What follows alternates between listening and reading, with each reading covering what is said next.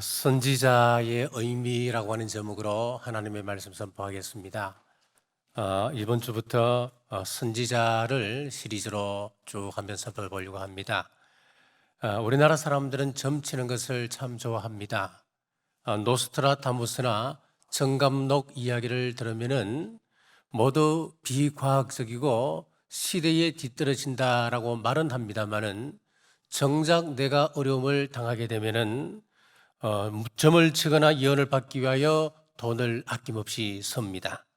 그래서 한때 한국에서 가장 사업을 활발하게 하는 사람들은 점쟁이다라고 하는 말이 있을 정도였습니다.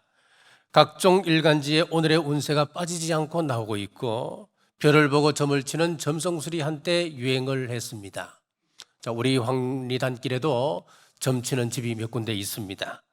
기독교 안에도 소위 예언의 은사를 가졌다고 하는 카리스마틱 지도자들이 전 세계를 다니며 스스로 자칭 사도라 이야기하며 이런저런 예언을 하고 있습니다. 종말이 임박했으니 도피처로 가야 된다. 2014년부터 2017년 8월까지 어떤 한 교회에서 400명이 이주를 했습니다. 어디로 이주를 했냐 하면은 도피처가 남태평양 피지다. 그래서 피지로 400명이 이 땅의 제사를 다 처분하고 이동했습니다. 지금 그들은 오도 가도 못하고 그곳에서 무료 노동하고 있다고 합니다. 기독교 안팎으로 이런 갖가지 예언이 난무하니 무엇이 참 예언이고 또 누가 참 선지자인지 우리는 정의가 필요합니다. 선지자 예언자는 어떤 사람입니까? 신명기 18장 18절 말씀에 내가 그들의 형제 중에서 너와 같은 선지자 하나를 그들을 위하여 일으키고 내 말을 그 입에 두리니 내가 그에게 명령하는 것을 그가 무리에게 다 말하리라. 여기 너는 모세입니다. 그럼 선지자란 하나님께서 일으킨 사람입니다. 하나님께서 부르신 사람을 선지자라고 말합니다. 하나님이 어떤 사람을 부르셨을까요? 첫째, 다양한 사람을 부르셨습니다. 18절 상반절입니다. 내가 그들의 형제 중에서 너와 같은 선지자 하나를 그들을 위하여 일으키고, 성경에서 제사장과 선지자는 모두 하나님의 쓰임받았던 사람들입니다. 이 두 부류가 하나님 앞에 같이 쓰임받습니다만은 가장 큰 차이점이 있습니다. 제사장은 세습직입니다. 아버지가 제사장이면 아들은 이어서 제사장이 되는 겁니다. 그러나 선지자는 세습직이 아니었습니다. 개인적으로 하나님의 콜링, 하나님으로부터 소명을 받아야 했었습니다. 선지자는 하나님으로부터 콜링을 받아야 하는데 하나님이 어떤 사람을 부르셨는지 우리가 살펴보면 참 은혜가 있습니다. 하나님은 매우 다양한 사람을 부르셨습니다. 예를 들어서 예레미야나 에스겔은 제사장이었습니다. 이런 제사장 직분을 가지고 있으면서 하나님께서 그들에게 소명을 주셔서 부르셨습니다. 선지자로 세우셨습니다. 성경에서 이 두 사람을 빼고 나머지 선지자들은 전부 다 일반 사람들이었습니다. 직업을 보면 다양합니다. 이사야는 아주 높은 자리에 있었던 고위직의 고관이었습니다.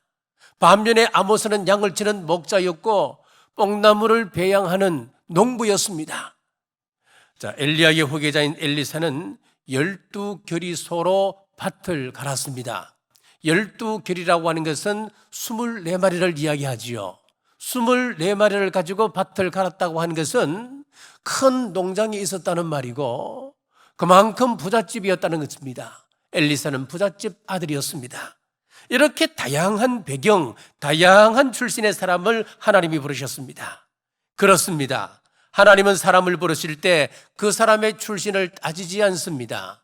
배경도 따지지 않습니다. 가난한 사람도 부르셨고 부자도 부르셨습니다. 못 배운 사람도 부르셨고 그리고 낮은 사람도 하나님께서 부르셨습니다. 그리고 하나님은 나이도 상관하지 않으십니다. 성경 어디를 봐도 선지자 이름이 기록된 것은 단 한 곳도 없습니다. 왕들을 묘사할 때는 나이를 기록합니다. 그가 몇 세의 왕이 되었고 몇 년을 통치하다 몇 세에 죽었다. 그렇게 기록을 하는데 선지자는 단 한 사람도 나이가 나오지 않습니다. 이렇게 볼 때 하나님은 나이와 상관없이 그 사람을 들어 사용하신다는 것을 알 수가 있습니다. 예레미야는 참 젊은 나이에 하나님으로부터 소명을 받았습니다. 하나님께서 부르실 때에 나는 아이라 말할 줄 모릅니다 라고 이야기했습니다. 사무엘도 엘리 제사장 집에 있을 때 아주 어린 나이에 하나님의 부르심을 받았습니다. 반면에 모세는 80세의 고령의 나이에 하나님으로부터 부름을 받았습니다. 그렇습니다. 우리가 하나님께 부름받으면 출신이 무엇이든 나이가 어떻든 상관없습니다. 이런 부분을 이해하지 못하면 우리가 선지서를 읽고 예언서를 읽을 때에 이해하기 힘든 부분이 참 많아지는 겁니다. 자, 선지자들이 어떻게 그렇게 고난 가운데 이기며 살아갈 수 있었을까요? 예를 들어 이사야는 고관 퇴작의 높은 고관이었다 그랬지 않습니까? 기족이었습니다. 그런 사람에게 하나님께서 이해할 수 없는 말씀을 주셨습니다. 3년 동안 벗은 몸과 벗은 발로 다니라는 겁니다. 없는 사람들은 어렵지만은 어떻게든 그렇게라도 살아갈 수 있을 겁니다. 그런데 좋은 환경과 고대 광실에서 호의호식하며 살았던 고위관리 출신인 사람이 3년을 벗고 다니고 벗은 발로 다닌다고 하는 것은 여간 어려운 일이 아닌 것 아니겠습니까? 그런데 이사야는 힘들다고 이야기하지 않습니다. 불평하지 않았습니다. 어떻게 그것이 가능할까요? 하나님께서 나를 부르셨다고 하는 소명의식 때문이었습니다. 이 소명의식이 그를 평생 감사하게 만들었습니다. 이사야를 한번 보십시오. 이사야서 50장 4절입니다. 주 여호와께서 학자들의 혀를 내게 주사 나로 권고한 자를 말로 어떻게 도와줄 줄을 알게 하시고 아침마다 깨우치시되 나의 귀를 깨우치사 학자들같이 알아듣게 하시도다. 아침마다 하나님께서 이사야를 만나주셨다는 겁니다. 5절입니다. 주 여호와께서 나의 귀를 여셨으므로 내가 거역하지도 아니하며 뒤로 물러가지도 아니하며 하나님께서 이사야의 귀를 열어주셔서 하나님의 그 세미한 음성을 알아들을 수 있도록 했다는 겁니다. 똑같은 말씀이지만은 하나님께서 우리의 귀를 열어주시지 않는다면 우리는 하나님의 뜻을 이해할 수 없습니다. 자, 6절입니다. 나를 때리는 자들에게 내 등을 맡기며 나의 수염을 뽑는 자들에게 나의 뺨을 맡기며 모욕과 침뱉음을 당하여도 내 얼굴을 가리지 아니하였느니라. 어떻게 이런 일이 가능하겠습니까? 나의 뺨을 때리고 나의 등을 치는 사람들, 어떻게 그것을 이해하며 살아갈 수 있단 말입니까? 7절입니다. 주 여호와께서 나를 도우심으로 내가 부끄러워하지 아니하고 내 얼굴을 부싯돌같이 굳게 하였으므로 내가 수치를 당하지 아니할 줄 아노라. 이런 수치와 모욕을 당하면서도 참고 견딜 수 있었던 이유는 딱 한 가지입니다. 이사야가 하나님 앞에 하나님께서 나를 만나주시고 나의 귀를 열어서 말씀을 깨닫게 해주시고 나의 음성을, 나에게 날마다 음성을 주신다고 하는 이 소명의식이었습니다. 이것이 비밀이었습니다. 여러분, 우리가 어떻게 이 험한 세상 승리하며 살아갈 수 있겠습니까? 신명기 18장 18절 상반절, 내가 그들의 형제 중에서 너와 같은 선지자 하나를 그들을 위하여 일으키고 내가 너를 일으켜 세웠다고 하는 이 소명의식, 그렇습니다. 하나님이 나를 기억해 주시고 나와 함께 해주시고 나에게 말씀을 마시겠다는 이 소명의식을 분명히 한다면 우리도 이 험한 세상 넉넉히 승리하며 살아갈 줄 믿으시길 주님의 이름으로 축복합니다. 자, 둘째, 선지자의 뜻입니다. 18절 중반절입니다. 내 말을 그 입에 두리니 내가 그에게 명령하는 것을 그가 무리에게 다 말하리라. 자, 일반적으로 우리가 선지자 그러면은 말 그대로 먼저 아는 사람, 그런 뜻 아닙니까? 먼저 안다 그러면 무엇을 먼저 아는 겁니까? 미래에 일어날 일을 먼저 아는 사람, 우리는 보통 그렇게 생각을 합니다. 예언자도 마찬가지입니다. 미리 예자, 말씀 은자를 써서 미리 일어날 일을 말한다. 그 사람이 예언자다. 그래서 미래에 일어날 일을 예언하는 것을 우리는 예언자다, 보통 그렇게들 생각을 합니다. 자, 그런데 성경에서 말하는 선지자, 예언자는 그렇지 않습니다. 오늘 말씀대로 내 말을 그 입에 두리니, 하나님께서 하나님의 말씀을 그 입에 맡겨둔 그 사람이 선지자요 예언자입니다. 자, PPT를 한번 띄워보십시오. 우리 1번을 보시면은 여기 예언자의 예언은, 예자는 미리 예자입니다. 세상에서 흔히 이야기하는 예언자를 쓸 때는 미리 예자를 써서 이 예언자를 씁니다. 자, 예를 들어 1500년대 프랑스의 유명한 예언자가 있습니다. 1999년 몇월 며칠에 행성이 일자가 되고, 그래서 이 지구는 망하게 된다, 메시아가 온다, 그런 이야기를 쭉 했습니다. 바로 노스트라다무스입니다. 이런 사람을 쓸 때는 이 예언자를 씁니다. 미리 예자를 씁니다. 그런데 성경에서 말하는 예언자는 이 예언자가 아니에요. 어떤 예자를 쓰느냐 하면은 맡길 예자를 씁니다.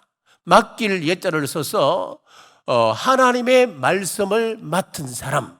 자, 오늘 본문 말씀에 의하면은 내 말을 그 입에 두리니, 하나님의 말씀을 그 입에 둔 사람, 하나님께서 그 입에 말씀을 맡겨둔 사람.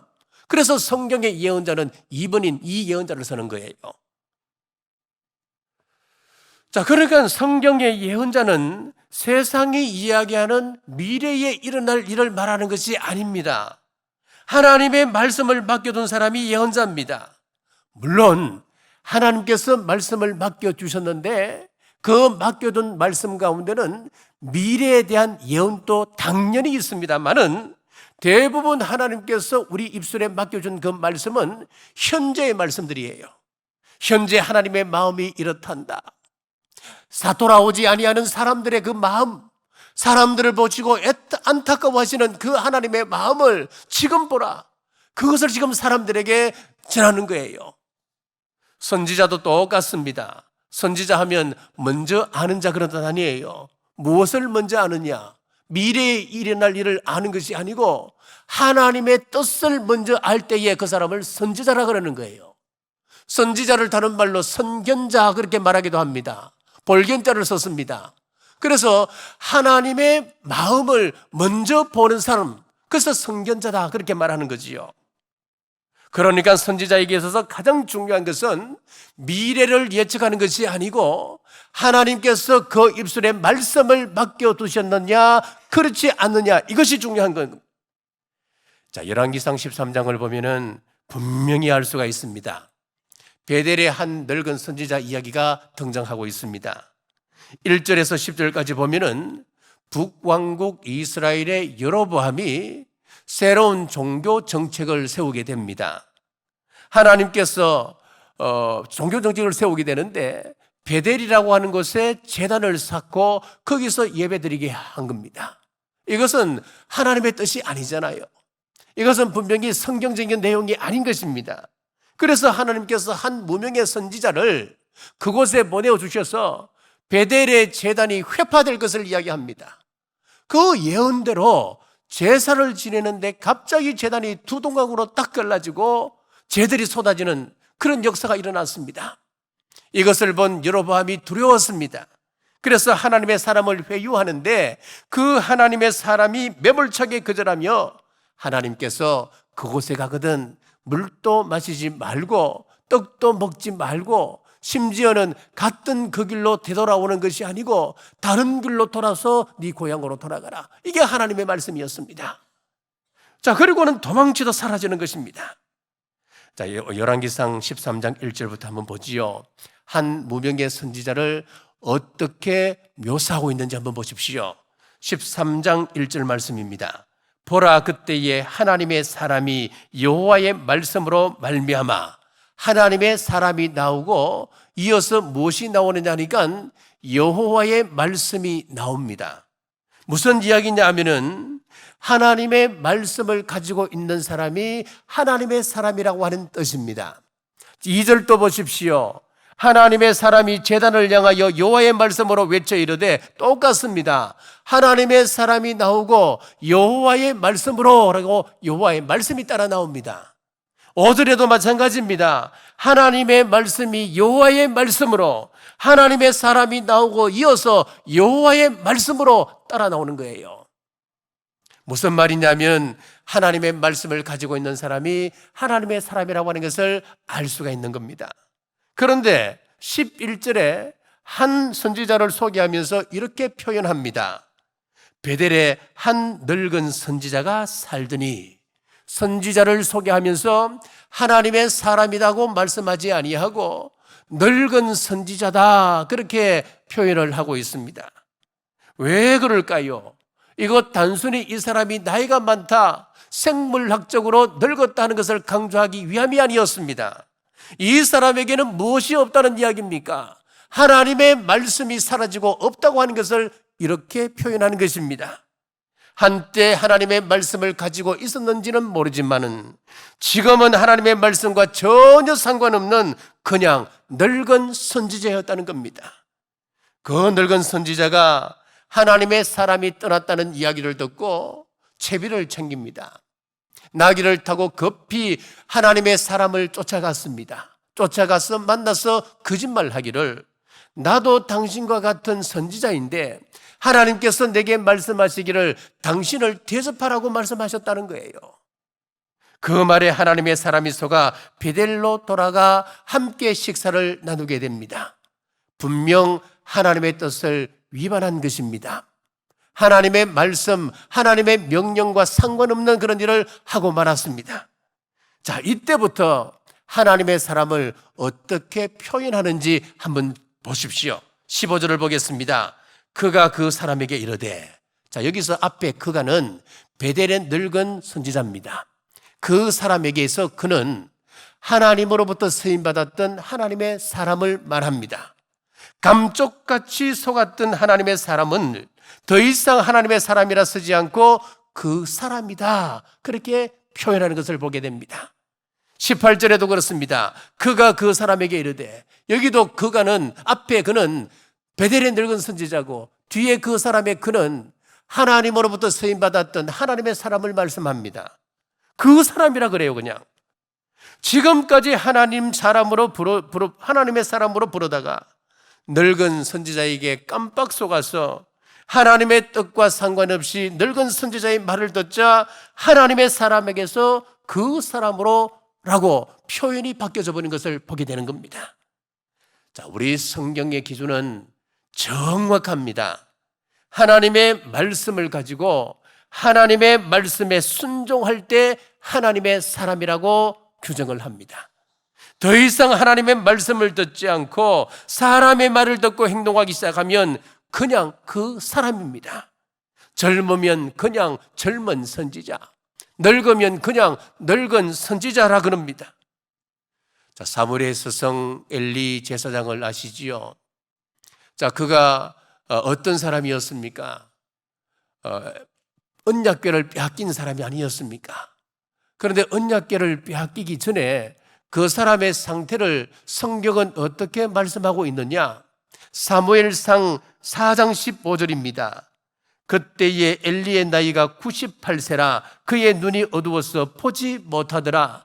그의 나이가 98세고 그의 눈이 어두워서 보지 못하더라. 그렇게 말씀하고 있어요. 아까 말씀드렸다시피 생물학적으로 그분이 100세에 가까워져서 눈이 어두워서 보지 못하더라, 그 이야기를 하고 싶은 것일까요? 아니었습니다. 성경은 분명히 말씀합니다. 더 이상 그는 하나님의 이상을 보지 못하는 사람이었습니다. 하나님의 음성도 듣지 못하였고 하나님의 뜻도 깨닫지 못하는 사람으로 그는 늙어가고 있었습니다. 그것을 그의 눈이 어두워서 보지 못하였더라 그렇게 표현하는 겁니다. 저의 소원은 사람들이 하나님의 사람이라 불러주는 것입니다. 제가 나이가 들어서 사람들이 나이든 목사, 그것이 아니라 그때라도 하나님의 사람으로 계속 부름을 받았으면 좋겠다. 저는 저것이 그의 소원입니다. 여러분들도 마찬가지입니다. 늙은 직분자, 나이든 직분자가 아니라 끝까지 하나님의 말씀에 순종하는 하나님의 사람이라 불림받기를 주님의 이름으로 축복합니다. 자, 셋째, 전파해야 할 사명을 가진 사람입니다. 18절 하반절입니다. 내가 그에게 명령하는 것을 그가 우리에게 다 말하리라. 자, 선지자란 첫째는 하나님의 부름을 받아야 한다 했습니다. 둘째는 하나님의 말씀을 받아야 한다 했습니다.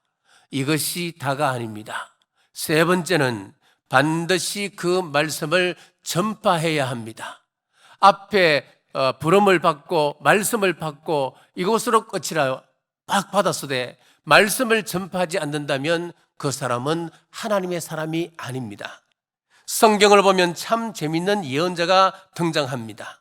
하나님의 말씀을 받았는데 그 말씀을 전달하기를 거부하는 선지자 예언자가 있었습니다. 바로 요나입니다. 참 웃긴 선지자지요. 하나님이 말씀을 주셨는데 그 말씀을 전하기 싫다고 도망가 버렸습니다. 또 예레미야는 하나님의 말씀을 받아 전하기는 전하는데 이 말씀을 전할 때마다 사람들이 핍박하니까 그것 때문에 하나님께 따집니다. 하나님, 더 이상 못해 먹겠습니다. 이제는 전하지 않겠습니다. 예레미야 20장 7절에서 8절입니다.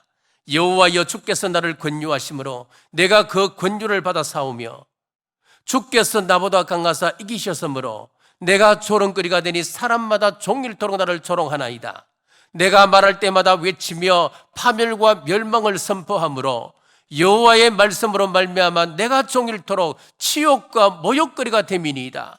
내가 하나님의 말씀을 받아서 그것을 정확하게 사람들에게 전파하는데 아니 왜 사람들이 나를 그렇게 모욕하고 그렇게 나를 괴롭힙니까? 이제 못하겠습니다. 이제 전하지 않겠습니다. 자, 그렇게 말한단 말이지요. 그래놓고도 마음이 편하지 않으니까 9절입니다. 내가 다시는 여호와를 선포하지 아니하며 그의 이름으로 말하지 아니하리라 하면 나의 마음이 불붙는 것 같아서 골수에 사무치니 답답하여 견딜 수 없나이다. 내가 다시는 여호와를 선포하게 하지 않겠다라고 하면 나의 마음이 불붙는 것 같아서 골수에 사무치니 내가 답답하여 견딜 수 없으니까 내가 어쩔 수 없이 그래도 말씀을 전하는 겁니다. 그런 의미예요. 요나는 말씀을 받고 전하기 싫어서 도망을 갔고 예레미야는 말씀을 전하긴 전하는데 늘 부담을 가지고 전했단 말씀입니다. 자, 그런데 이사야 같은 선지자도 있었어요. 이사야 6장 8절입니다. 내가 또 주의 목소리를 들으니 주께서 이르시되 내가 누구를 보내며 누가 우리를 위하여 갈고 하시니 그때에 내가 이르되 내가 여기 있나이다 나를 보내소서 하였더니 누가 우리를 위하여 갈고 할 때에 이사야가 손을 들고 내가 여기 있나이다 나를 보내소서. 여러분들은 어떤 사람 되길 원합니까? 이왕 하나님께 쓰임받기를 원한다면 이사야같이 주저 말고 자원함으로 순종하시길 주님의 이름으로 축복합니다. 그런데 솔직히 우리는 누구랑 가깝습니까? 하나님께서 우리에게 분명히 말씀을 주셨습니다. 너희는 온 천하에 다니며 만민에게 복음을 전파하라 그러셨습니다. 이 말씀에 손을 들고 제가 가겠습니다. 이사야 형입니까? 아니면은 어쩔 수 없이 내가 하긴 하겠습니다. 예레미야 형입니까? 아니면 하나님의 말씀을 무시하고 도망가는 요나 형입니까? 요나 욕할 것 없습니다. 예레미야 욕할 것 없습니다. 나는 지금 어떤 사명을 감당하고 있습니까? 이거 보십시오. 교회들마다 단기 선교를 계획을 합니다. 단기 선교를 계획하고 사람들을 모집하면 많은 사람들이 관심을 보입니다. 참 감사한 일이지요. 귀에 있을 때 우리는 열망을 품고 나가야 합니다. 그런데 참 아이러니하게도 이국 땅에 가서 전혀 모르는 사람들에게 복음을 전한다 하면은 큰 돈 들여가면서 복음을 전하려고 열심인데 왜 바로 옆에 있는 내 가족, 내 사랑하는 아이들, 내 남편, 내 아내, 내 부모, 그리고 매일매일 만나는 직장 동료들에게는 복음을 전하지 않는 것입니까? 하나님께서 우리 입술에 주신 말씀 먼저 가까운 이웃에게 전하는 우리 모두 되시길 주님의 이름으로 축복합니다.